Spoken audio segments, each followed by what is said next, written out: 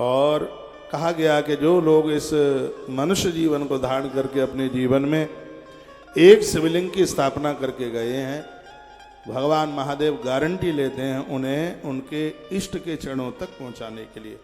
चंदनई कुकुमशैव धूप दीप एकसा नैवेद्य विधस्य पूज्यत्वा तथा शिवम।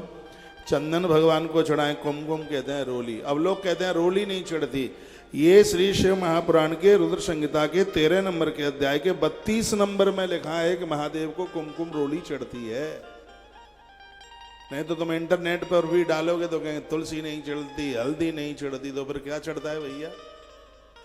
ये नहीं चढ़ती। लेकिन इसमें लिखा है 32 नंबर का श्लोक है, अध्याय नंबर 13 और रुद्र संहिता श्री शिव महापुराण, और इसमें वर्णन किया गया है चंदनई कुमकुमशैव धूप दीपेनेकसः। जो भगवान को चंदन कुमकुम चढ़ाते हैं, नैवेद्य भगवान का भोज लगाते हैं, भगवान का भोग लगाते हैं। भगवान महादेव को विशेष किसी कामना के लिए 5 पौआ चीज का भोग लगता है। 5 पौए का मतलब हो गया 1.25 सेर। मनौतियां पूरी हो जाती हैं। यदि गेह पार्थंभा हेमिम च राजतिम तथा, जिसके घर से धोखे से भी कभी मिट्टी के शिवलिंग का निर्माण हुआ है, भगवान शिव उनको आनंद में भर देते हैं। पूजा काले च सांगम वही परिवारेण संयुतम। यदि पूजा में पूरे परिवार के लोग 24 घंटे में से एक बार उपस्थित होते हैं, भगवान अपने धाम में रहना भूल सकता है, परमात्मा उस घर में रहना कभी भी नहीं भूल सकता। मैं थोड़ा रामायण का सहारा ले रहा हूं, कोई बात नहीं। मैं महाराज जी बोला, मेरे प्रभु श्री राम जी ने महर्षि वाल्मीकि जी को पूछा हम कहाँ रहे, तो उन्होंने भी कहा कि 24 घंटे में से अपने घर में एक बार तुम्हारे दरबार में जो आकर के हाजिरी लगाए, उसके घर में रहना कभी भी मत भूलना। ये महर्षि वाल्मीकि के शब्द थे। तो घर में जब आरती होती है तब एक बार तो उस मंदिर में जरूर हाजिरी लगाइए। यही सब चीजें हमारा आनंद कर देंगी, कमाल कर देंगी। आरती रोज करो। कितनी बार आरती करें? कुर्याद आर्तिकम पंचवर्तका मनुशंखया। सुनिए कितनी बार आरती घुमानी है। तो लिखा है पादयोश्य चतुर्वारम द्विकृतो नाभिमंडले एक कृत्य मुखे सप्ताकृत सर्वांगे वही ततो ध्यान उत्तम भी कृत्वा मंत्र मुदीरेत। वर्णन क्या है? भगवान के ऊपर 14 बार आरती घुमाइए। 14 बार कैसे घुमाएं? लिखा है, वर्णन किया गया है, कहा गया है पैरों में चरणों में 4 बार आरती घुमाएं, नाभि मंडल में 2 बार, मुख पर 1 बार और सर्वांग शरीर में 7 बार। तो अब आप गिन लीजिएगा, चरणों में 4 बार, नाभि के ऊपर 2 बार 6, मुख के ऊपर 1 बार 7 और 7 पूरे शरीर के ऊपर घुमाइए। तो इस प्रकार से 14 बार आरती, जिनके घरों में भगवान को जो आरती उतारते हैं, वर्णन किया गया है कि उनके घर से भगवान महादेव उस घर को कभी खाली करके नहीं जाते। आरती होने के तत्पश्चात कर्पूर गौरम करुणाम तारम निश्चय देवता ते प्रसन्न होते हैं। स्तोत्रई नाना विधि प्रत्यास्तुत। सत बजाय के बाद सुनिए, आरती के बाद कोई न कोई स्तुति, कोई न कोई श्लोक जरूर बोलिए। आरती तब ही पूरी होती, जो भी आपसे बने सो। ये अध्याय बड़ा अद्भुत है। भले ही जो भी कुछ बोलें, कोई न कोई श्लोक पुष्पांजलि जो भी कुछ आपसे बन जाए, आ जाए, वह अवश्य में बोलिएगा। इससे भगवान बड़े प्रसन्न होते हैं। अर्क पुष्प प्रतापस्य। अकौए के फूल से भगवान प्रसन्न होते हैं। अकौए के पत्तों की माला हनुमान जी और महादेव दोनों को पहनाई जाती है। इससे लोगों का किया कराया कभी भी प्रभावित नहीं होता। यह भी वर्णन किया गया, महापातकजम दुखम तत्क्षणा नश्यति ध्रुवम। जो महादेव की पूजा करता है, बड़े से बड़ा पाप उसका जल करके राख हो जाता है, खत्म हो जाता है। ऐसी चर्चा इस ग्रंथ में सूत शौनक ऋषियों के साथ कर रहे हैं। कल भी मैंने हल्के में बताया और आज भी मैं बोल रहा हूँ कि भगवान शंकर के ऊपर आप धारा जरूर चढ़ाएं। ये जितनी भी धाराएं हैं वो सब महामृत्युंजय देवता से प्रकट हुई हैं। ऐसा भी वर्णन लिखा है, एता सर्वाश्रया धारा मृत्युंजय समुद्भवा। भगवान मृत्युंजय देव से कितनी सुंदर यहाँ पर बात कही है। जितनी भी जल धाराएं या दुग्ध की धारा, जो भी धार चढ़ाई जाती है, शंकर के ऊपर यह महामृत्युंजय देवता से सब प्रकट हुई है। इसलिए धारा अक्षु सश्यापी सर्वा आनंद करी सवे। घर में आप गरीबी झेल रहे हो, परेशानी झेल रहे हो, भैया क्यों परेशान हो रहे हो, तो इसमें इक्षु कहते हैं गन्ने को। गन्ने के रस से भगवान का अभिषेक कीजिए, शुक्रवार को कीजिए। शुक्रवार को करोगे तो धन मिलेगा, सोमवार को मिलेगा तो इष्ट दर्शन, मंगलवार को करोगे अभिषेक तो आपका मकान दुकान, बुधवार को करोगे तो रूठा हुआ बेटा बहू पास आ जाएंगे, गुरुवार को करोगे बच्चे विद्वान हो जाएंगे, शुक्रवार को करोगे संपत्ति बढ़ेगी, शनिवार को करोगे नोग से निवृत्ति होगी, रविवार को करोगे तो दुश्मन भी आपका आदर करेगा। ये 7 दिन का अभिषेक करने का इतना प्रभाव। पंचो ये बताओ, बात समझ में आ रही है? हम ऐसे ही जो ही ताली बजवा रहे। ये गन्ना, गन्ने का इक्षु मीन्स गन्ना, ये तो स्पष्ट लिखा है। इक्षु सस्यापि सर्वानंद करी सेवे। भगवान महादेव गन्ने के रस से भारी प्रसन्न होते हैं। तो गन्ने के रस से ये आ रही है शिवरात्रि 8 तारीख को, हम आपके बीच में ही होंगे। हल्ला बोल कार्यक्रम हो जाए उस दिन।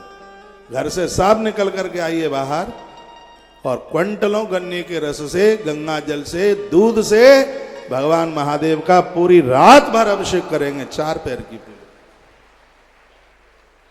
फिर तो फिर ही है, पता नहीं फिर कब क्या मिलना होगा। देखो हमारे मध्य में हनुमान जी महाराज पधार गए हैं। परम पूज्य प्रातः स्मरणीय ददरहुआ सरकार जी का आगमन हुआ है।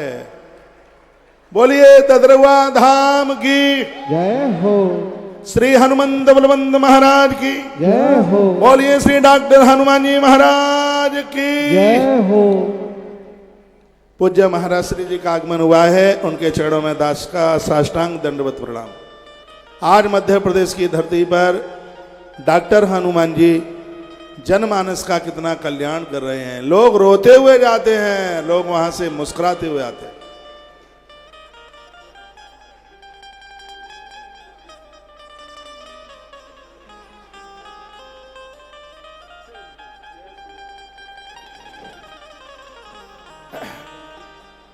आनंद आ गया।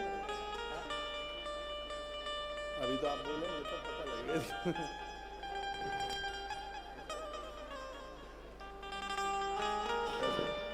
हाँ पहचान लिए पवन भाई। हमारा और आपका इतना भाग्य है, महाराज जी आरती करा के ही जाएंगे, सब बैठे रहिए। कल शनिवार को ददरहुआ धाम में हर शनिवार मंगलवार को हजारों में नहीं लाखों में लोग होते हैं। कैंसर के मरीज वहां ठीक होते हैं। फैल लीवर किडनी स्वस्थ होती है वहां पर।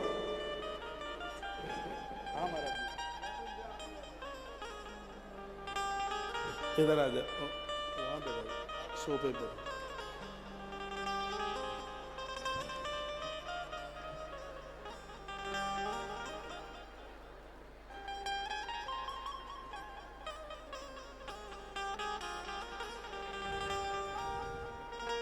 हमारे मध्य में अभी अभी मैत्रेयी आनंद माँ का, आनंदमयी माँ का आना हुआ है कुरुक्षेत्र से। तालियों के साथ माता जी का आदर कीजिए। आप सब बैठ जाएं, सब बैठ जाइए बिल्कुल।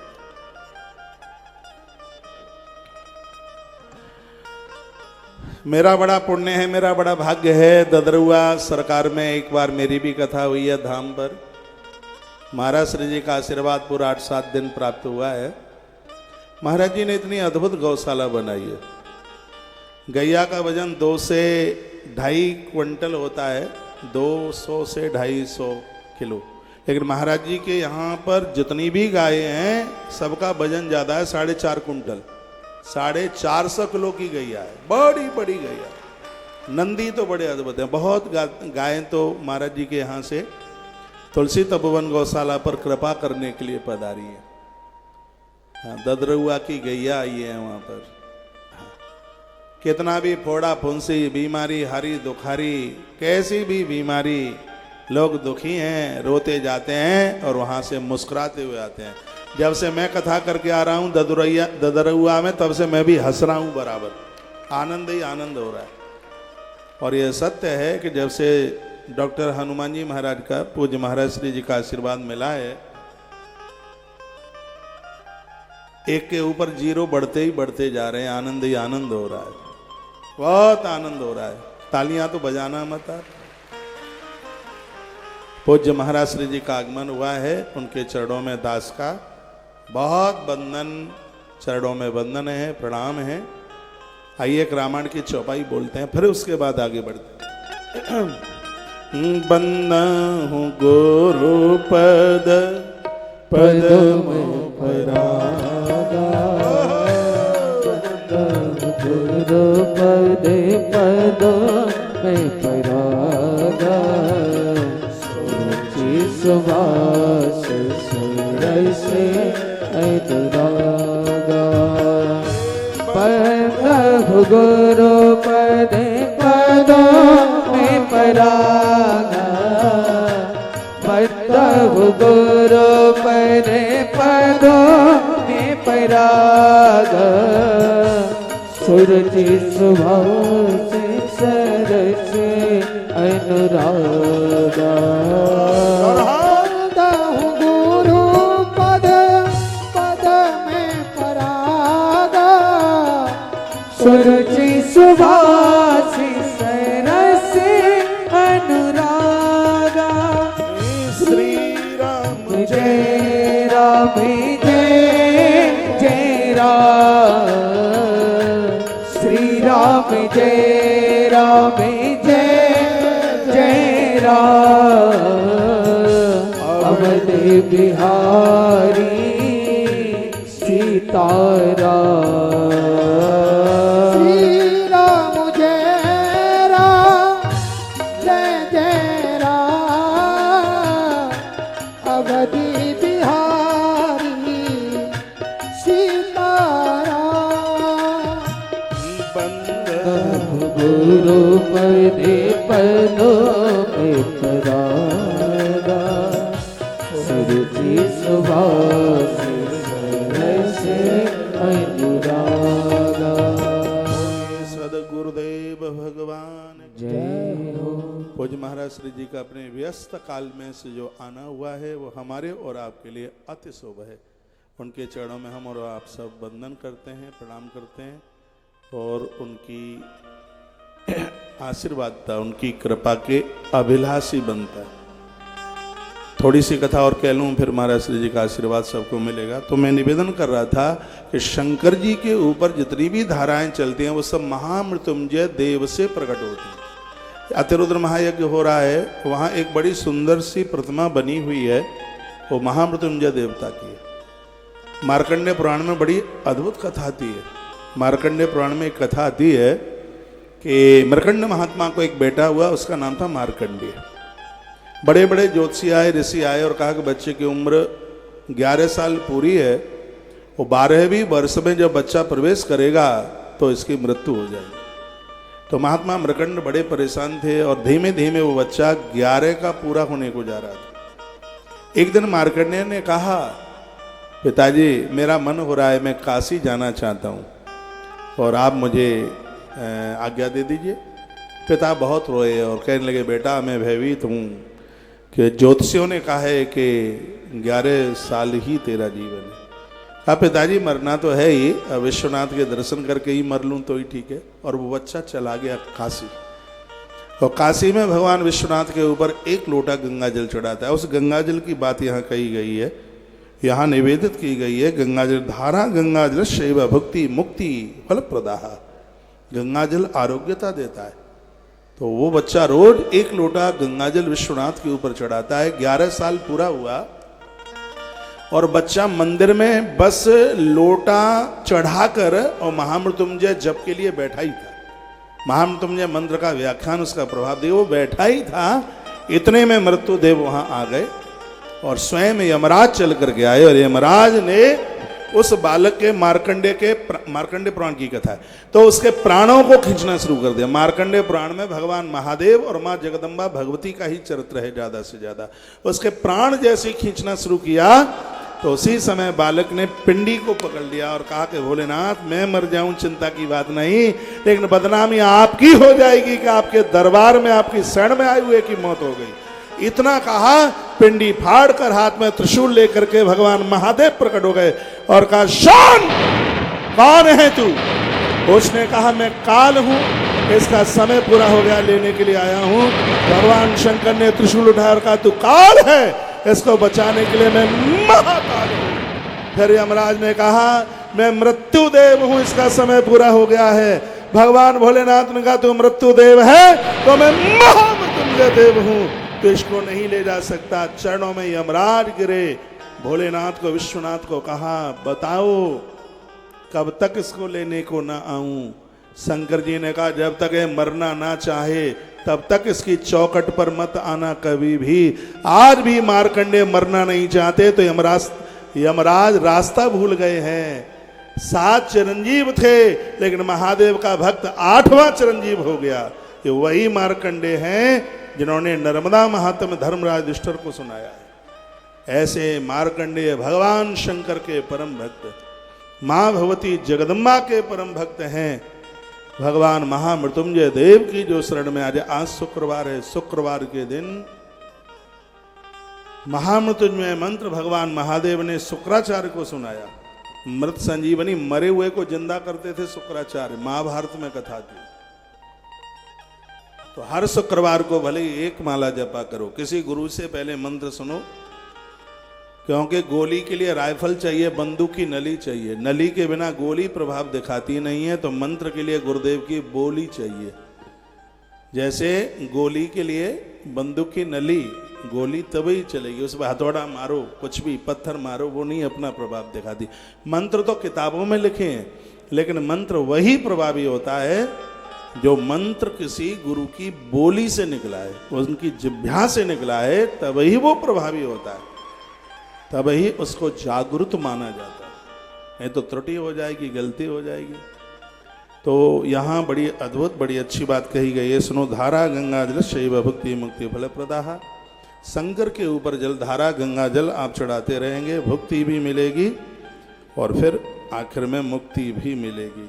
इच्छु सस्याप सर्वानंद करी सेवे। यदि जीवन में सर्वानंद चाहते हैं, संसार की भौतिक वस्तुएं भी चाहते हैं, तो आप गन्ने के रस से भगवान शिव का आप महारुद्राभिषेक करें। ये संपत्ति देने वाला अर्थ चाहिए। अर्थ ना होगा तो ये पांडल वाला वैसे ही मान जाएगा, ऐसे ही लगा जाएगा। ये पांडल है, तमूड़ा ऐसे ही लग जाएगा। बिना पैसा के तो माइक में से आवाज ना निकले, बिना पैसा के तो दामाद तुम्हारे घर नहीं आता। अगर सास पैसा तो देती नहीं है तो पेट्रोल काई क्यों जलाए, टका के बिना। तो देखिए, मैं कहूंगा धर्म अर्थ काम और मोक्ष, ये 4 जीवन जीने के लिए 4 बड़े सुंदर पहलू हैं। सबसे पहले आपको क्या करना है? प्रातः जागो, नहाओ धो, भगवान के मंदिर में बैठो, धार्मिक बात करो, धार्मिक चर्चा करो, सबको राम राम करो, अच्छी बातें सुनो। सुबह जल्दी जल्दी अखबार पढ़ने में आनंद नहीं आता जितना कि रामायण पढ़ने में आनंद आता है। सुबह ही सुबह, ये सुबह ही सुबह मरे गिरे के न्यूज मत देखा करो टीवी पर। लेकिन ये टीवी वाले भी बड़े होशियार हो गए हैं। ये जो खबर वाली जो चैनल हैं, वो भी अब सुबह ही सुबह अच्छे अच्छे प्रवचन देना उन्होंने शुरू कर दिया। उन्होंने को पता है कि टीआरपी होती नहीं है सुबह ही सुबह आप कहीं की सब मरे गिरे की बातें आप सुनाएं तो माथे में दर्द हो, टीवी बंद कर दे। तो सुबह का जो समय देखो, 4 पुरुषार्थ में से सुबह धर्म, पूजा पाठ कीजिए, सूर्य भगवान को अर्घ्य दीजिए, भगवान के मंदिर में बैठिए, गौ माता को रोटी खिलाइए, माता पिता के पास भी उनका आशीर्वाद लीजिए, धर्म। उसके तत्पश्चात है अर्थ, कमाइए। माताओं मेरी बात सुनिए, रात में नारी घर के बाहर सुरक्षित नहीं है तो दिन में ये पुरुष घर में सुरक्षित नहीं है। रात्रि को नारी को घर में रहना चाहिए और दिन में पुरुष को घर के बाहर रहना चाहिए। जैसे ही 9-10 बजे इनको घर से बाहर निकालो, नहीं जाते हैं तो धक्का दे के बाहर करो इनको घर से। इनको कहो कमाने के लिए जाओ। घर कैसे चलेगा, कमाओगे नहीं तो। इसलिए अर्थ जरूरी है। मुझे ऐसे घर अच्छे लगते ही नहीं है, नीचे दुकान ऊपर मकान। ग्राहक इंतजार करता रहता है, वो घरवाली के सामने बैठ के चाय की चुस्की लेता रहता है, ग्राहक इंतजार करता रहता है। 10 बजे इनको घर से बाहर करो, कहो कमाने के लिए जाओ। इनको दिन कमाने के लिए 45-50 वर्ष तक का समय है कमाने के लिए। यदि ये समय आपने निकाल दिया तो बहुत पिछड़ जाओगे। भगवान की पूजा इसलिए करो क्योंकि 2 नंबर का पैसा, रावण जैसा धन ना आवे। रावण जैसा पैसा आवेगा तो कोई हनुमान आके लंका जला देगा। रावण की संपदा शांति देती नहीं है और वो शांति के लिए सीता माई का हरण करके लेके आता है। शांति सबको चाहिए, शांति के बिना काम चलता नहीं है, शांति सबको चाहिए भाई। तो उसके लिए भगवान का भगवान का भजन कीजिए कि पैसा खुरापाती न करावे। धन आता है, जब ये धन आता है तो बड़ी खलबली मचाता है। पैसा आवे, ये भगवान की बड़ी कृपा है कि आदमी शराबी बनने से बच जाए। पैसा आवे और ये आदमी पराई नारी से बच जाए, ये भगवान की बहुत बड़ी कृपा है। नहीं तो संपत्ति आती है, दो दोष लेकर के आती है, एक परस्त्रिया और एक गलत खान पान। और धन आने के बाद जो लोग इन दोनों ऐबों से बचे हैं उनके ऊपर अवधनाथ की पूरी कृपा है, पूरी की पूरी कृपा है उनकी। तो सबसे पहले धर्म, धर्मार्थ काम मोक्षाणाम साधनम स्यान संशय, श्रीमद् भागवत महात्म्य। भगवान हमें 4 पुरुषार्थ देता है, धर्म देता है। धर्म का मतलब तिलक लगाना और माला पहन लेना नहीं है। धर्म के 10 लक्षण हैं। सबसे पहला है धृति। धर्म का मतलब है जो हमें धैर्यवान बना दे, उसे धर्म कहते हैं। हमें धैर्यवान बना दे, पहला सूत्र है 10 लक्षणों में से। हम तिलक लगा करके तो हो सकता है कि किसी संप्रदाय का सम्मान कर रहे हैं, हाँ ठीक है, तिलक मैं भी लगाता हूं, माला पहनता हूं, लेकिन यह भी है कि मैं माला पहन करके या तिलक लगा करके कोई गलती भी कर सकता हूं। धर्म के जो 10 लक्षण है एक एक करके मैं बताऊंगा, लेकिन आज मैं निवेदन कर रहा हूं उसका नाम है धृति। आप धैर्यवान हैं तो ही आप धार्मिक हैं। आपके पास धैर्य नहीं है, आप धार्मिक नहीं है। धर्म हमें सबसे पहले निडर करता है। जो धार्मिक है वो निडर होता है, निर्भीक होता है। हनुमान जी निडर है, निर्भीक है। वाह हनुमान जब लंका में घुसते हैं तो उनको किसी भी प्रकार का भय नहीं है, उन्हें किसी भी प्रकार का डर नहीं। और याद रखना, व्यक्ति जितना बड़ा पापी होगा उतना ही भयभीत होगा। जिस व्यक्ति ने पाप ही नहीं किया उसको किसी भी प्रकार का डर ही नहीं होता। हमारा धर्म सबसे पहले हमें निडर बनाता है, हमें निर्भीक बनाता है। किसी का भी इतिहास पढ़िए, अर्जुन का पढ़ लें आप और भी किसी का पढ़ लें, प्रहलाद जी का पढ़ लें। प्रहलाद धार्मिक हैं, इसलिए तो उनको अपने बाप का भय नहीं है। आग में जला दे, पत्थर में दुचबा दे, समुद्र में फेंकवा दे, लेकिन वो धार्मिक है, इसलिए वो निडर है, वो निर्भीक है, वो भगवान का भक्त है। भगवान के भक्त होने का प्रथम संदेश यही है, जो निडर हो जाए, निर्भीक हो जाए। और पापी कभी निडर नहीं हो सकता और पुण्यवान कभी भयभीत नहीं हो सकता। आपके पुण्य बढ़ रहे हैं या आपके पाप बढ़ रहे हैं, इससे पता चलेगा। यदि आप भयभीत हैं तो पापों की वृद्धि हो रही है, आप निडर हैं, निर्भीक हैं तो आपके पुण्यों की वृद्धि हो रही है। ऐसा हमारे ग्रंथ है। हमारे पुण्य बढ़े, इसकी हमें जरूरत है। तो हमारा धर्म हमें निडर करता, हमें निर्भीक करता है। हमें यहां तक मरने का भी भय नहीं। धर्म की यही तो बात है। तो 4 चीजें जिंदगी में हों, धर्म चाहिए, अर्थ चाहिए, अच्छे काम करने के लिए अर्थ। शिव पुराण में लिखा है कि धर्म 2 प्रकार से कमाया जाता है, एक अर्थ से, एक धन से और एक देह से। शरीर को भी सेवा में, और 2 पैसे ईश्वर ने आपको दिए हैं, उसको भी सेवा में लगाइए,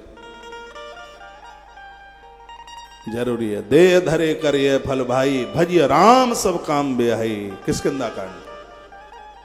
और धन के लिए तो शरीर की बात हो गई। अब बात रही धन की, तो श्रीमद् रामचरितमानस उत्तरकांड अध्याय उत्तरकांड दोहा नंबर 126, 2 नंबर की चौपाई। सोधन धान्य प्रथम गति जागी, सोधन धन्य प्रथम गति जागी, धन्य पुण्य मति सोई पाकी। सो धन धन्य प्रथमे गति जागे, सो धन धन्य प्रथमे गति जागी। धन्य पुण्य गति मति सोई पाकी। सो धन धन की पहली गति यही है, यदि अपनी मति को ठीक रखना चाहते हो तो धन धर्म में लगे। और धन होता है इसलिए, मैंने तो अपने 30 साल की कथा में समझ लिया है कि पेट तो सूकरा और कुकरा भी भर लेता। गरीब आदमी अमीर से और ज्यादा खा लेता है। अमीर आदमी 50 ग्राम आटा खाता है, गरीब आदमी 250 ग्राम आटा खाता है। अमीर आदमी के भाग में घी नहीं है, वो कनस्तर खाली कर देता है गरीब। अमीर आदमी को पैसा, आज वो राहुल के शास्त्री बोल रहे थे कि मैंने वृंदावन में एक महात्मा से पूछा कि तुम रोज परिक्रमा क्यों लगाते हो, तो कहते हैं कि मैं चक्कर वृंदावन के इसलिए लगाता हूं क्योंकि व्यक्ति चक्कर तो लगाता है, या तो कचहरी के चक्कर लगाएगा या फिर थाने के पुलिस स्टेशन के चक्कर लगाएगा, लेकिन जो वृंदावन के चक्कर लगाएगा, भगवान के चक्कर लगाएगा, उसे दुनियादारी का चक्कर ही नहीं लगाना पड़ेगा। भाई आनंद की बात कही। मैं बहुत आग्रह पूर्वक निवेदन करूंगा कि धन धर्म में लगे। धन की गति यही है, देह से और धन से धर्म को तैयार किया जा सकता है। शरीर भी लग जाए भगवत कार्य में और धन भी लगे। सुकरा कुकरा भी अपना पेट भर लेते हैं। एक सुअरिया 12 बच्चों को जन्म देती है, भीख का कटोरा कहीं लेके नहीं जाती, और तुम 2 बच्चों के लिए इतनी ठगियाई, इतनी झूठी हनुमान की मरगट वाले की सौगंध खाते हो नए बाजार में बैठ के, और कौन कौन से बाजार हैं उसमें बैठ के। चवन्नी का व्यापार है, लला की कसम। फिर कहेंगे मरगट वाले बाबा को पेट के लिए बाबा क्या नहीं करना पड़ता, आप सब जानते हैं। बेचारा पेट बदनाम हो रहा है, सबसे कम खर्चा पेट का है, धूतरे का ज्यादा है। इतना साबुन लगाते हो, इतना पता नहीं क्या क्या पोता पाती करते हो, लेकिन बेचारा बदनाम पेटा होता है। बहुत आग्रह पूर्वक निवेदन है, जो जीवन हम जी रहे हैं 1 करोड़ वर्ष तक ये जिंदगी नहीं मिलेगी। ब्रह्म पुराण में वर्णन है ये, जो भगवान ने आज हमें जो जीवन दिया है 1 करोड़ साल तक इसके लिए तरसते रहेंगे, और ये मिलेगा नहीं। इसलिए धोखा मत खा जाना। ये उस कृपालु ने, दीनानाथ ने बड़ी कृपा करके दिया है। भागवत में एक बड़ा सुंदर श्लोक आता है, कौमाराचरित प्राज्ञो धर्मान भागवतानिया दुर्लभम मानसम जन्मा तदप्या ध्रुवमतिर्दम। प्रहलाद ने कहा था बड़ी मुश्किल से जीवन मिला है, कुमार अवस्था से ही भगवान के चरणों में लग जाओ। आप अपने बच्चे को डॉक्टर बना पाए, कलेक्टर बना पाए, थानेदार बना पाए, उद्योगपति बना पाए, कुछ भी नहीं बना पाए। जिस माई बाप ने अपने बच्चे को भगवान का भक्त बना दिया, सब कुछ बना दिया। कुछ बनाने के लिए बकाया ही नहीं बचा। सुनीति बनी है, कौशला बनी है, अच्छी मां बनी है। मैं रोज बोलता हूं एक बात, बचपन में मां चाहिए, जवानी में महात्मा चाहिए। देखो कैसे बिगड़ेगा तुम्हारा बच्चा, शादी होने से पहले बाबा जियों से जोड़ दो उसे। बचपन में मां चाहिए, जवानी में महात्मा चाहिए, और बुढ़ापे में परमात्मा चाहिए। लेकिन तुम तो बुढ़ापे में दुनियादारी के लिए रोते हो। दुनिया भर की डुगरियां मिलने आती है मुझसे से, बेटे को मकानी पोपली मैया 82 साल की, महाराज कुछ उपाय तो बता दो, 4 बेटे हैं, मकान 2 ही हैं, चारों का एक एक अलग हो जाए। मैंने कहा माता पिता का धर्म है 4 बच्चों को एक छत दे दें, लेकिन 4 बच्चों के लिए 40 प्लॉट हो गए, ये तो फिर तृष्णा के अलावा और कुछ भी नहीं है।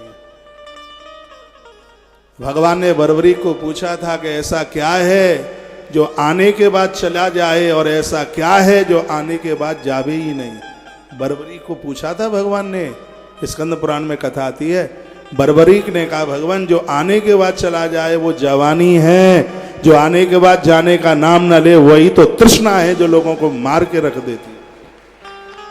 ये भजन, ये डकैतन तृष्णा को खत्म, ये आवे ही नहीं, कपाट बंद करा दे भजन। ये वो कुछ ही है, वो ताला है। पूरी दुनिया का साम्राज्य आपके नाम कर दिया जावे, यदि भगवान नहीं तो सब बेकार है। परसों आप सुने थे, भगवान ने कहा नारायणी सेना चली गई, मैं नियत्ता तेरे पास रह गया अर्जुन। अर्जुन ने कहा नारायणी सेना के साथ यदि विजय भी मिल जाए तो उसको पराजय समझूंगा, और नारायण के साथ पराजय भी मिल जाए तो द्वारकाधीश से मैं अपनी विजय समझूंगा। ये अर्जुन ने, इसी शब्द के ऊपर अर्जुन को गीता सुनाई गई। ये शरणागति थी। नहीं तो विद्वान युधिष्ठिर बहुत ज्यादा थे, लेकिन युधिष्ठिर के भाग में गीता नहीं है। गीता के लिए सहजता, ज्ञान के लिए सहजता, सरलता, और सबसे बड़ी बात है समर्पण। श्रोता के पास समर्पण नहीं होगा तो व्यासपीठ की कथा उसके पल्ले नहीं पड़ेगी, ऊपर से उड़ जाएगी। अर्जुन के पास शरणागति थी, कितनी बड़ी बात कह दी, और यह बात कोई बोल नहीं पाया था जो अर्जुन ने बात कही। भले ही युधिष्ठिर कितने भी विद्वान रहे हों, जिसने कहा था नारायणी सेना के साथ मुझे विजय मिले, हे केशव उसको मैं अपनी पराजय समझूंगा, लेकिन नारायण के साथ मुझे पराजय भी मिल जाए तो उसको मैं अपनी विजय समझूंगा। मुझे द्वारका की नारायणी सेना नहीं, मुझे द्वारका का नारायण चाहिए। और आप कंकड़ पत्थर बटोरने में लगे, बीनने में लगे। पैसा घर चलाने के लिए होना चाहिए, लेकिन पैसे के लिए आप धर्म भूल जाएं, सत्कर्म भूल जाएं, अपनी असली बात को भूल जाएं तो यह हमारा दुर्भाग्य होगा। तो भगवान शंकर की जो कथा है चार पुरुषार्थ देती है, धर्म देती है, ईश्वर को देती है, ये परिवार को भूखों नहीं रहने देती, कर्जा मुक्त कर देती है, अर्थ, और कहा है काम। काम का मतलब है परिवार के साथ बैठिए, कुछ देर उनके पास बैठिए। और मोक्ष का मतलब आप जानते हैं, मरने के बाद कोई आलीशान कमरा मिलेगा ऐसा नहीं, फिर संसार की कोई वासना आपको बांध ना पाए, संसार का कोई व्यसन आपको बांध ना पाए, वही तो मोक्ष। बहुत लोग यहां सामने मत बैठिए, ये जजमान की जगह, या इधर बैठिए या इधर बैठिए, जाओ।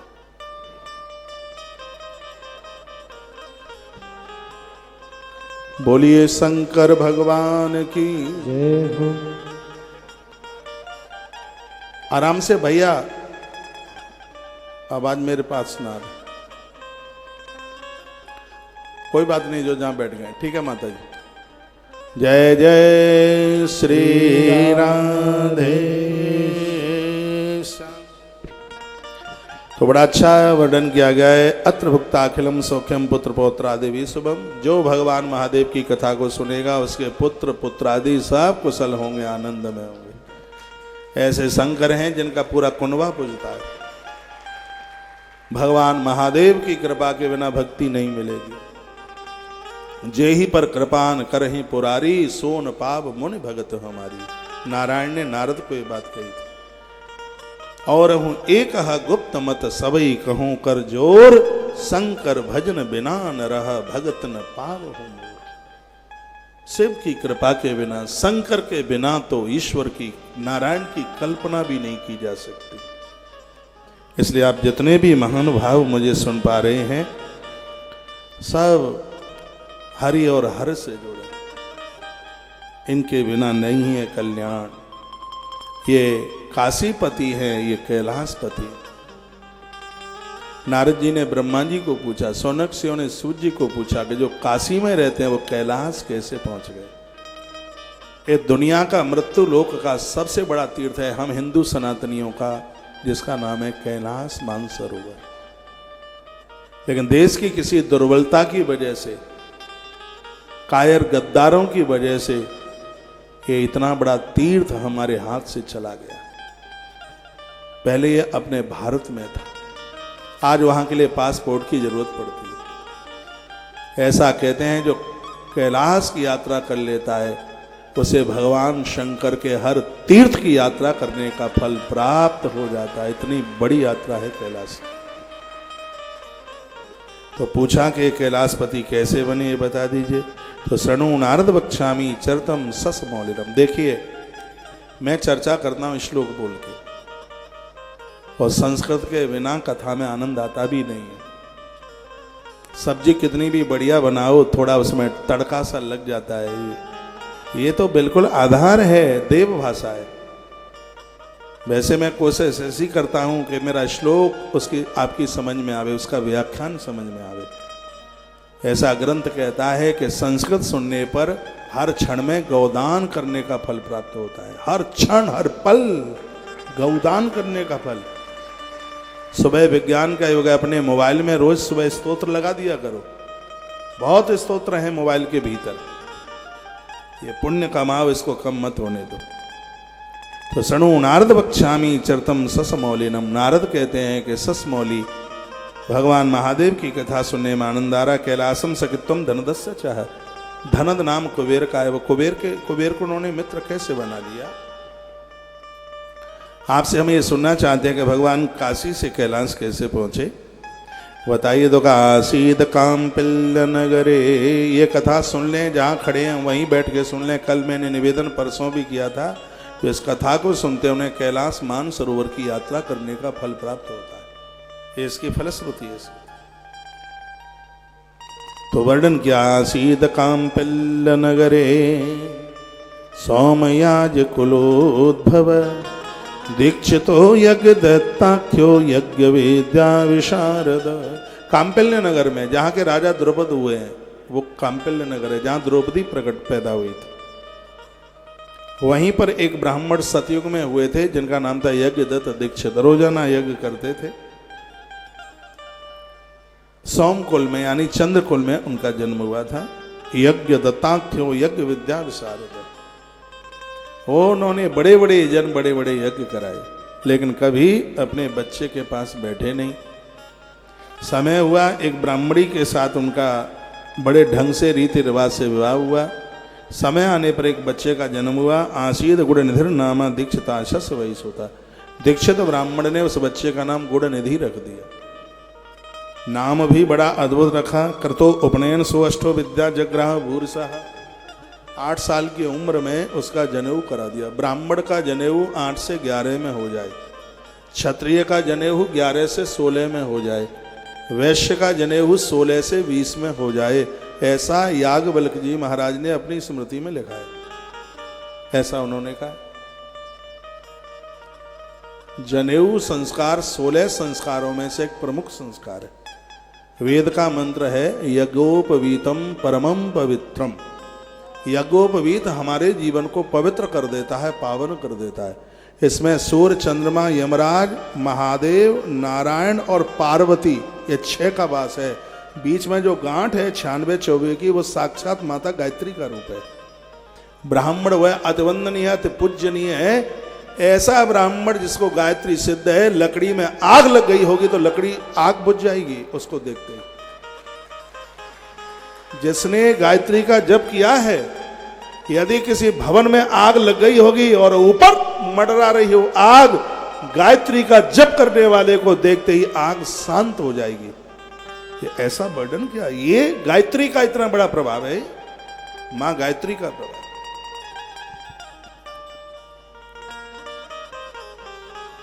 मैं अपनी बड़ाई नहीं कर रहा हूं, भगवान मुझे माफ करे, मैं दोनों कान पकड़ रहा हूं। आश्रम में जहां मैं रुकता हूं कुटिया में, उसमें आग लग गई। वो तार बस्ट हो गया तो उसमें आग लग गई। मैं महाकाल भगवान और बटेश्वर नाथ का स्मृति चिन्ह बनवा रहा था। कंप्यूटर के सामने बैठा था, वो बच्चा भाग करके आया। कौन था? मुकुंद था। महाराज जी कमरे में आग लग गई, और इतनी आग महाराज यूं ले रही थी ऊपर, लग रहा था कि पूरा आश्रम जला के डाल देगी।